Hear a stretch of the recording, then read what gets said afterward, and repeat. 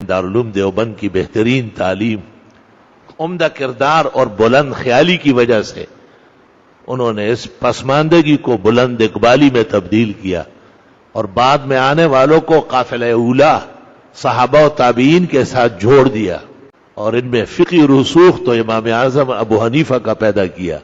السلام علیکم ورحمۃ اللہ وبرکاتہ۔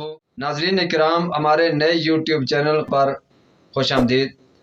اگر آپ نئے ہیں تو ہمارے نئے یوٹیوب چینل کو ضرور سبسکرائب کریں، ویڈیو کو لائک اور شیئر ضرور کریں۔ مولانا محمد قاسم صاحب نانوتوی بہت بیمار تھے اور ان کو کھانسی کے دورے پڑتے تھے۔ حکیم عبدالسلام ملیح آبادی آئے تھے۔ حکیم عبدالسلام ملیح آبادی بڑے بڑے محدثین کے ساتھ رہے تھے۔ وہ مولانا محمد قاسم صاحب بیمار بھی تھے اور کھانسی بھی تھی، اور ان کی ویسے گفتگو کی جو زبان تھی وہ سادی تھی۔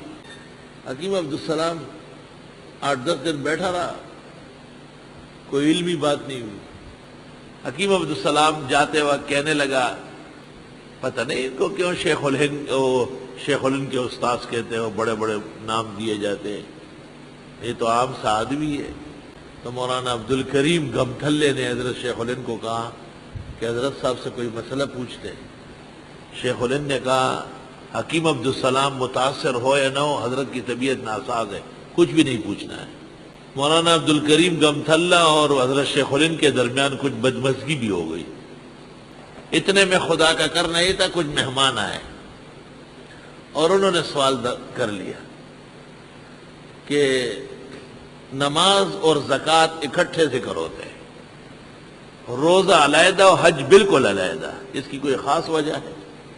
مولانا محمد قاسم صاحب نے گلا کنکھارا اور فجر سے ظہر تک تقریر کی اور ایک دفعہ بھی کھانسی نہیں آئی، اور پھر ظہر کے بعد کھانا کھایا گیا اور پھر مغرب سے عشاء تک پھر گفتگو کی، نماز اور زکوٰۃ سمجھایا کہ ان کا انسلاک کیوں ہے، اگلے دن پھر روزہ و زکوٰۃ حج سمجھائے۔ ارواح ثلاثہ میں پوری تقریر موجود ہے۔ حکیم عبدالسلام ملیح آبادی بیگ ویگ اٹھائے ہوئے تھے، واپس رکھ دیا اور کہنے لگا، کاش کہ فلاں محدث فلاں محدث فلاں محدث آج زندہ ہوتے اور حضرت نانوتوی کی تقریر سن لیتے تو وہ نئے سرے سے پڑھنا شروع کر دیتے، اور پھر یہ شعر پڑھا کہ ای ہست کی خون خورد و دل برد بسیرا، ای ہست کی خون خورد و دل برد بسیرا، بسم اللہ اگر تاب نظر ہست کا سیرا۔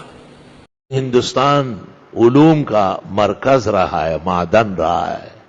پاکستان اور یہ ملک تو بعد میں وجود میں آیا، اصلاً تو ہندوستان تھا۔ تمام دیار میں جید علماء گزرے ہیں۔ پٹنے میں شیخ محمد طاہر ایک عالم گزرے ہیں، عرب علماء ان سے پڑھنے آتے تھے۔ مجمع بحار الانوار جیسی کتاب ان کے قلم سے صادر ہوئی ہے۔ گجرات میں علی متقی گزرے ہیں جو ان کے بھی بڑے ہیں، اور کنز العمال جیسی کتاب انہوں نے لکھی جس میں 1,14,000 احادیث کا مجموعہ۔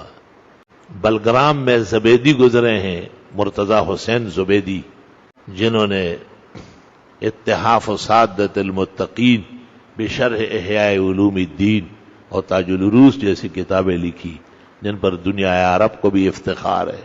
اور پھر رفتہ رفتہ شاہ ولی اللہ کا خاندان اور محدثین دہلی وہ نمودار ہوئے، اور انہوں نے پورے عالم میں بچک اچک جو نقصان تھا، وہ کمی تھی، وہ باکمل طریقے پوری کی۔ فجزاهم اللہ عنا وعن ھذا الدین احسن الجزاء۔ اور دارالعلوم دیوبند ایک طرف تو سنت کا احیاء اور شرک کی اماطت، توحید کا احیاء اور تمام قسم کی سنتوں کے احیاء اس میں سربراہ رہا، دوسری طرف ایسے پختہ کار علماء پیدا کیے کہ قرون اولیٰ کی یاد تازی ہو گئی، اور ان میں رشید احمد گنگوئی اور قاسم نانوتوی، شیخ الہند محمود الحسن اور امام الحسن انور شاہ اور شیخ الاسلام حضرت مدنی جیسے اکابر محدثین پیدا ہوئے، جنہوں نے امام بخاری اور امام مسلم، نسائی اور ترمذی کی سطوت اور عظمت بجا طور پر منوایا۔ اور دنیا کو دکھایا کہ ایسے علماء واقعی ہو سکتے. پھر ان سے جو چشمے پھوٹے اور نہریں چل پڑی اور دریا منجن ہوئے، تو اگرچہ ملک تقسیم ہوا اور حقیقت میں ملک تقسیم کرنا نہیں تھا، مسلمانوں کی طاقت کا بٹوارا تھا.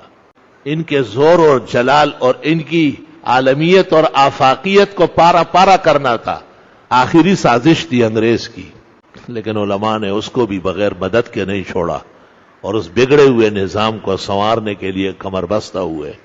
اور پاکستان میں ایسے مدارس قائم ہوئے کہ الحمدللہ دارالعلوم دیوبند بوجودہ وبعلمہ وعملہ واستحکامہ وطول بائہ ان میں صاف نظر آ رہا ہے. چنانچہ ضیاء الحق دور کا جائزہ لیا گیا ہے. 17,500 مدارس بچے کچے پاکستان میں دیوبندی مکتبہ فکر کے چاروں صوبوں میں آباد ہوئے. باقی جتنے ہیں وہ 2000 تک بھی نہیں پہنچے، کیونکہ ان کا نظام جو پیچھے سے تھا وہ قوی تھا. ان کو ہدایات بر وقت دی گئی تھی اور انہیں دیوبند میں آخری حدیث پڑھاتے وقت سمجھا دیا گیا تھا کہ اس علم کو آگے چلانا ہے، اس کو زندہ رکھنا ہے اور اس کو دفنانا نہیں ہے. خود دفن ہو جاؤ لیکن علم کو بلند رکھو. جب شیخ کامل ہو اور اس کی تربیت و تعلیم ناصحانہ ہو اور اساسی ہو تو بہت دور تک اس کے آثار مبارکہ نظر آتے ہیں. چنانچہ محدث العالم حضرت الاستاذ مولانا محمد یوسف بروری نے کراچی کو اور مفتی اعظم پاکستان مولانا مفتی شفیع نے کراچی کو مقر بنایا، اور شیخ الاسلام کے مایہ ناز شاگرد شیخ الحدیث مولانا عبدالحق صاحب اکوڑا خٹک نے اکوڑا خٹک میں دارالعلوم حقانیہ، اور شیخ التفسیر اور شیخ الجامعہ مولانا بادشاہ گل بخاری نے جامعہ اسلامیہ اکوڑا خٹک قائم کیا. اور تمام شہروں میں مولانا مفتی محمد حسن نے، لاہور میں جامعہ اشرفیہ، شیخ القرآن مولانا غلام اللہ خان نے تعلیم القرآن راولپنڈی، محقق الاسر امام اہل سنت مولانا سرفراز خان نے گجرانوالہ میں نصرت العلوم.